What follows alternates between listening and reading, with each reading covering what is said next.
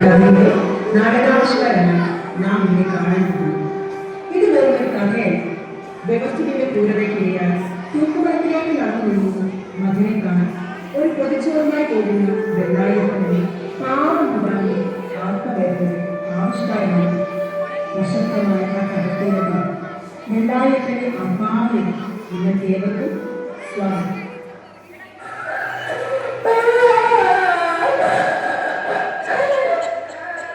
വെള്ളായപ്പൻ യാത്ര കടക്കുമ്പോൾ അപ്പോഴത്തെ അമ്മയെ അതിന്റെ ദൂരത്തെ മുക്കുരാത്മനെ ആളുകൾ സഹായിക്കുകയാണ്. വിഷാദമാണ് ഈ നദിയുടെ അപ്പോഴത്ത് താഴ്വരയിലെ അന്തരീക്ഷങ്ങളാണ് കൂടുതൽ പറ്റുന്നത്. ഈ വിഷാദവും സഹാനുഭവിക്കുന്നതാണ്.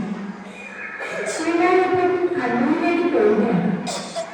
വെള്ളായപ്പന്റെ കൂടെ പൂവടി കയറാൻ പണമുണ്ടായിരുന്നെങ്കിൽ അമ്മയോടൊപ്പം മുത്തുവച്ചനും പ്രാണവച്ചനും കോടി വീശാനും പിന്നെ പ്രാണതരമുള്ളവർ അത്രയും തന്നെ കണ്ണൂരിലേക്ക് പോകുമായിരുന്നു. കണ്ണൂർ ചവിട്ടി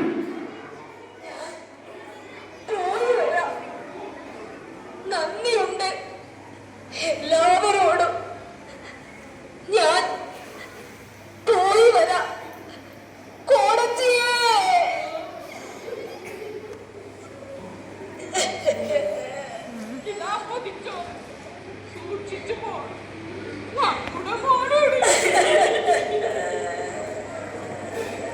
ഇപ്പാട് ഇരുവശവുമുള്ള കൈകളെ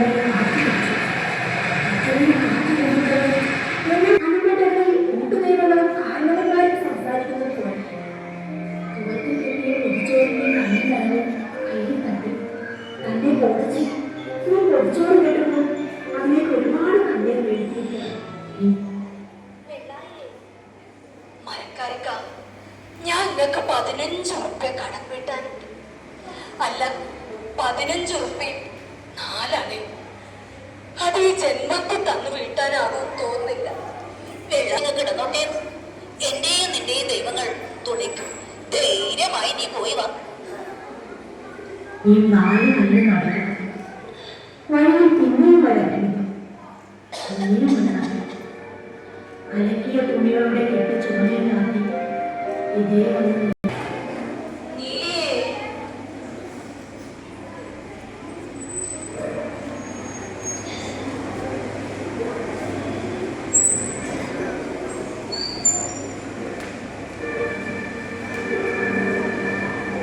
ചെറുചടിപ്പാത വെട്ടുവഴിയിൽ ചേർന്നു.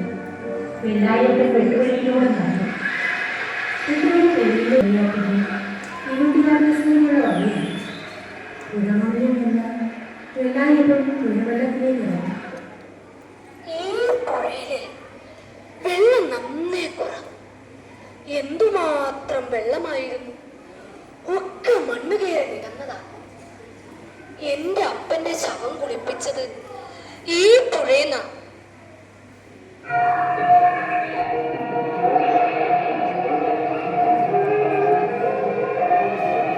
എന്റെ മോനെ നീന്താൻ പഠിപ്പിച്ചതും ഈ പുഴയെന്നാ.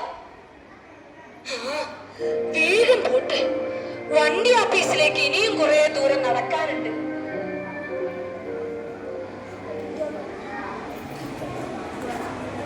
കണ്ണൂര്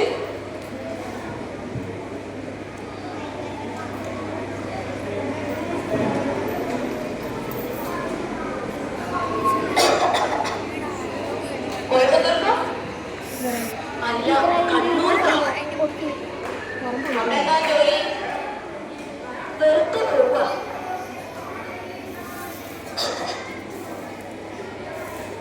കണ്ണൂർക്കുള്ള വണ്ടി പത്തരാകോ? അപരിചിതന്റെ സംഭാഷണം ഒരു കൊലക്കയറിനെ പോലെ വെള്ളായത്തിന്റെ കഴുത്തിൽ ചുറ്റുമുറുക്കി. താഴ്ന്നവരുടെ നെടുവരമ്പ് കടന്നാൽ ലോകം മുഴുവൻ അപരിചിതരാണ്. അപരിചിതരുടെ താല്പര്യരഹിതമായ സംഭാഷണം എണ്ണമൊക്കെ കൊലക്കയറുകളാണ്. കോയമ്പത്തൂരിലേക്കുള്ള വണ്ടി നേരത്തെ വരികയാൽ ബെഡിൽ സമീപത്തിരുന്ന കാരണവർ എഴുന്നേറ്റ് പോകും. വെള്ളായപ്പൻ തനിച്ചായി.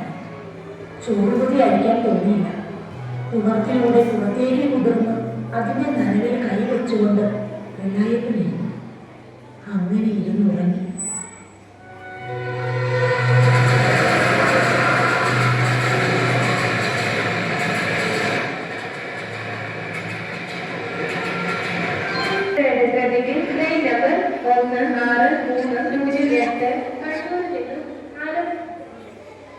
ഈ ജയിലിലേക്ക് എങ്ങനെയാ പോവാ?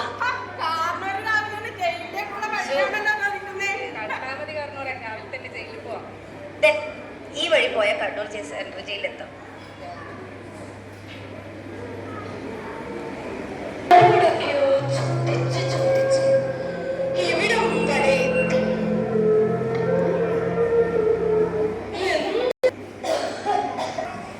ഞാനൊന്ന് തുറയണം. എല്ലാം ഈ ചീട്ടുകൊണ്ട് എവാനെ.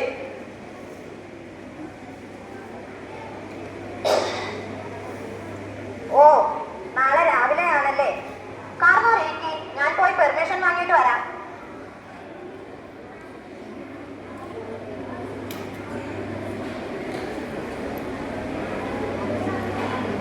വന്നോളൂ, ആ സെല്ലിലാണ്.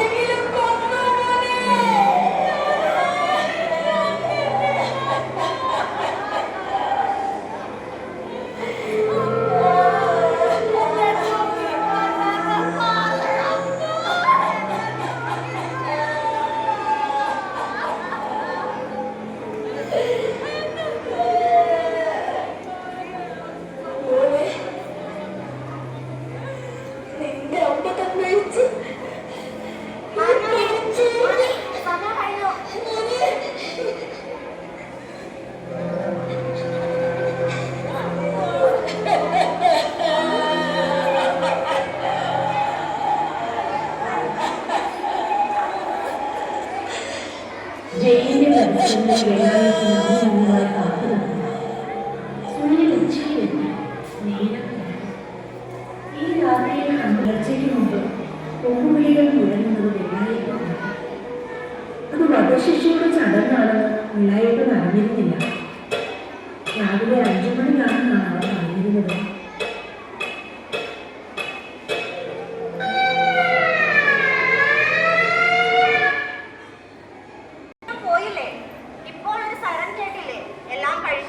ഓഫീസിൽ വന്ന് ഒപ്പിട്ട് ബോഡി ഏറ്റുവാങ്ങിക്കോളൂ.